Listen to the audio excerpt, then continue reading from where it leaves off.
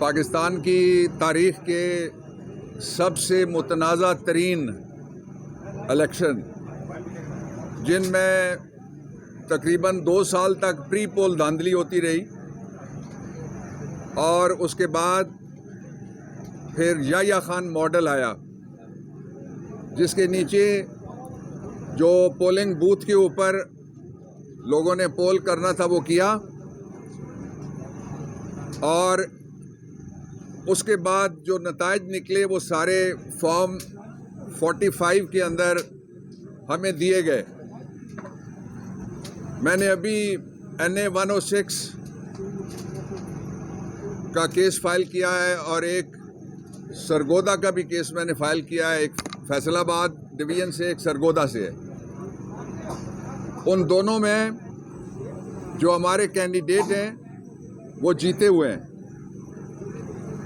और फॉर्म 47 दिया जो पहला, उसमें भी जीते हुए हैं। फिर एक जगह से फॉर्म 47 तब्दील होके आया, उसमें भी गलतियां हैं। तो इस तरह से पाकिस्तान में 2 इलेक्शन हुए हैं। एक इलेक्शन था 8 फरवरी का और दूसरा हुआ है 9 फरवरी को। ये मैंने इलेक्शन कमीशन के सामने अभी कहा भी है। जो 8 फरवरी वाला इलेक्शन था उसके नताइज सारे मीडिया ने दिखाए निस्फ शब तक, और उसमें इमरान खान बैलेट के ज़रिए से भारी अक्सरियत के साथ पूरे पाकिस्तान में जीते हैं। जो 9 फरवरी का इलेक्शन था उसमें नवाज शरीफ बुलेट के ज़ोर पर जीतने की कोशिश कर रहे हैं अभी तक। ये बैलेट और बुलेट के मुकाबले में बैलेट जीता है।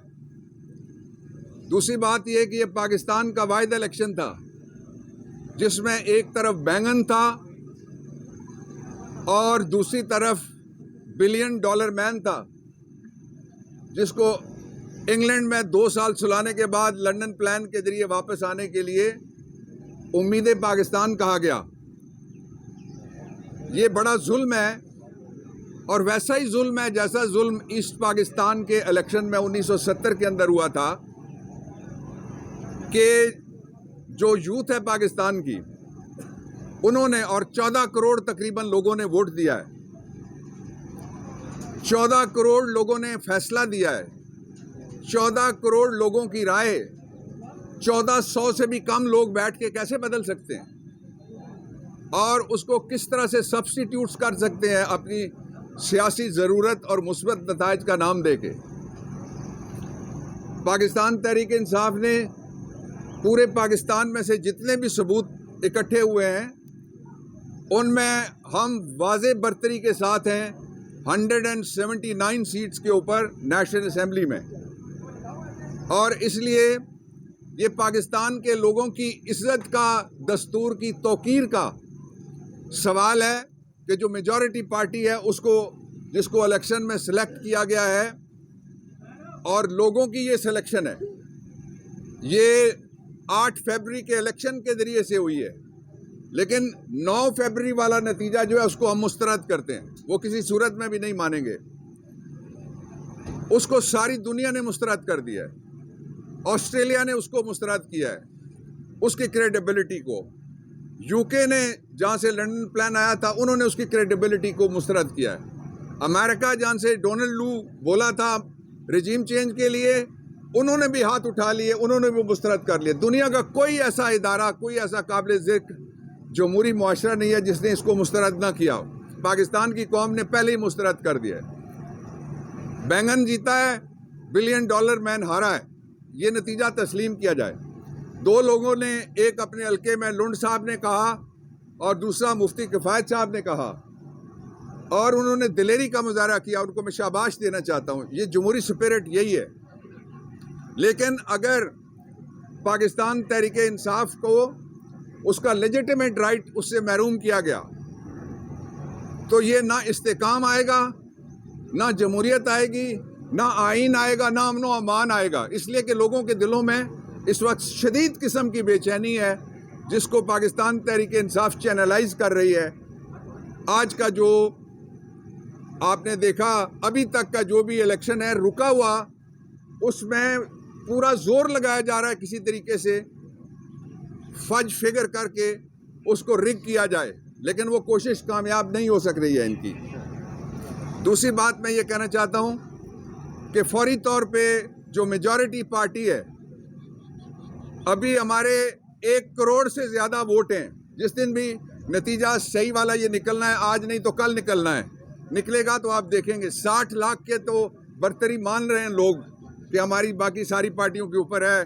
जो नियरेस्ट हमारा बिलियन डॉलर मैन आया था, उसको बैंगन ने 60,000 से हरा दिया, 60 लाख से 6 मिलियन से हरा दिया है। इसलिए मैं 3 मुतालबात सामने रखना चाहता हूँ। पहला ये कि हमारा लेजिटिमेट राइट है, हमें हुकूमत बनाने दी जाए केपी में, पंजाब में और मरकज़ में। दूसरा ये कि फौरी तौर पे इमरान खान को रिहा किया जाए ताकि मेजॉरिटी पार्टी का लीडर वो सामने आ सके और वो कौम को बताएगा कि ये मेरा एजेंडा है।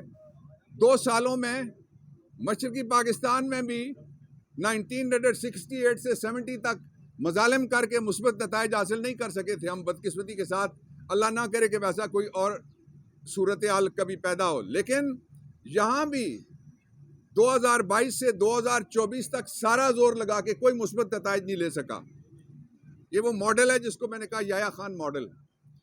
दूसरा मुतालबा इमरान खान की रिहाई के साथ साथ फौरी तौर पे सदर अपना पार्डन का राइट इस्तेमाल करें। और मैं सदर साहब से दरख्वास्त करना चाहता हूँ, आपके जितने भी हफ्ते और हैं आप तारीख लिखें।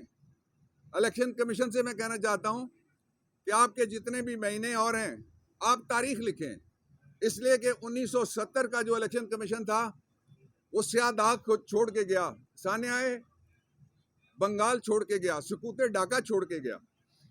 इसलिए जो नवाज शरीफ है वोट की बेइज्जती के ज़रिए से उसको ना सरकार मिलेगी, ना दरबार मिलेगा, ना इज्जत मिलेगी।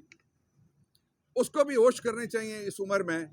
ये 1984 नहीं है जब नामजदगी चल सकती है, ये 1985 नहीं है जब नॉन पार्टी बेसिस पे ऊपर इलेक्शन हुआ है। ये वो मुल्क है जिसमें तकरीबन 70% बच्चे हैं।